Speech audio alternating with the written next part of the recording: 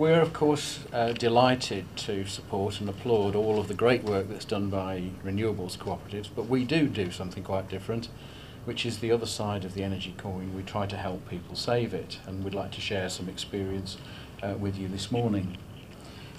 This is who we are, and these categories, these three categories, are actually the members, owners, shareholders of our cooperative. So these are individual householders who want to save energy at their homes, cooperatives and community groups, and it is through these organisations that we try to reach customers. And we're also very interested in promoting local employment, ideally through new worker cooperatives. And so we welcome into membership the tradespeople who actually undertake the work. And what we're trying to do in this way is to make the most of a combination of the best of big in some ways with the best of local. I'm not going to go through this in detail, but hopefully you will read it. But I mean, these two sides of the energy coin are expressed in there's a phrase used quite a lot in Oxfordshire of powering up and powering down. And there is an ambition. There are 67 environmental community groups in Oxfordshire, and there's a power station in Didcot with two facilities, one of which is due to be commissioned, I think, in about 4 or 5 years' time. And the ambition is that together we make it possible that does, and it's a coal-fired power station, that together that does not need to be replaced. And to do that, we need to power up and provide alternative renewable energy. But that alone will not be sufficient. We actually have to also reduce the energy we consume. And this is what we aim to do. We are up. We are established cooperative. We've been established and registered just over a year. We are trading actually now, and since this slide was done, in 4 regions, if I count the 2 on the right as 2. Low Carbon Hub is this umbrella environmental group in Oxfordshire, and I'll come back to that in a minute. Northfield Eco Centre is in Birmingham, and the other is South Staffordshire Community Energy. And we are also now also trading. We've expanded into the East Midlands, which embraces, if you like, Nottingham, Derby, Loughborough, Leicestershire. And in a sense, this chart helps me to explain how our model works, because we're really trying, and we found it works ever so well. The community groups, they're already there, and they're already full of people who are interested in the environment, etc.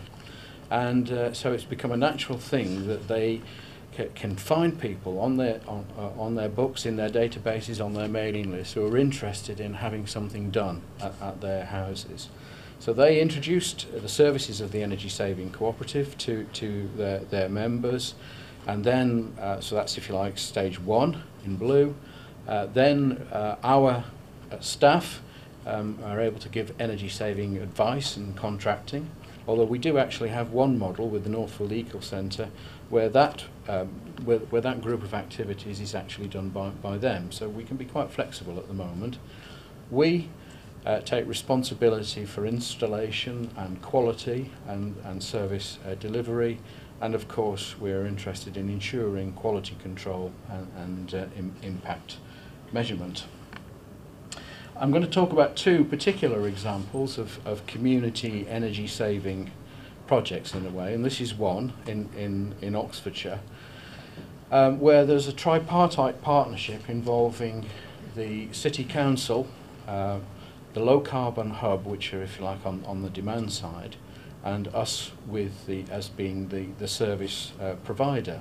When these conversations started, we were one of 6 possible providers, but have ended up being the chosen one. But together, we're going to try and work in a particular ward, and I do need to tell you that Oxford is not all dreaming spires. There are some poorer areas, and Barton, the chosen for this project, is one of them. And again, in the interest of time economy, I'm not going to attempt to go through all of that, but this is an area-based project, and part of our role, and something we're working on at the moment, is in order to make it work, We are hard at work negotiating with the energy companies who administer the eco funds to source eco funds for energy company obligation, incidentally, for any non-UK people. But it's basically subsidy to do difficult things like solid wall insulation and some renewable heat premium payments. Oxford City Council, I'm delighted to say, have contributed 60,000 to basically fund the community engagement. It is, of course, bigger than the numbers quoted there, but that was the initial core target population. And again, part of our role is to try and coordinate the work and coordinate the procurement and indeed get best price, better than, of course, any individual consumer could do for themselves. And this project has recently got underway, and we're aiming for the first installations early in the new year. A second community project is really illustrative of our general model, but in Birmingham we're working with an established community group, the Northfield Eco Centre. Northfield Eco Centre is was an established environmental charity. It has a shop of its own. It's enjoyed some funding from largely Quaker funding. It's in near the Cadbury factory. And they have a shop in Northfield Town Centre, which is an exemplar. So people can go there and see a lot of energy saving devices and technologies, etc. As part of our launch in Birmingham, we ran a competition. Miss Jackson's mother entered her into it because her house was drafty, damp, etc., etc. And basically we did a project. She won the competition. She also had more work done, so we did external wall insulation on that house, and I can tell you, having visited it, it is now the standout house in the street. Okay, great, thank you very much. We are building the capacity to offer the full range of technologies and solutions, so to be a one-stop shop for the householder or the community group. And I finally, much I'm sure to Will's relief, we are very firmly a community-based solutions to one of the two climate change energy challenges. Our purpose is that we provide people with the power, i.e. the means, to save energy.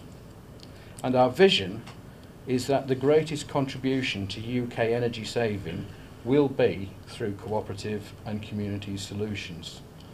We need to realise that there's a big opportunity for cooperatives in a new industry that will grow strongly in the coming years. I'm talking about retrofitting.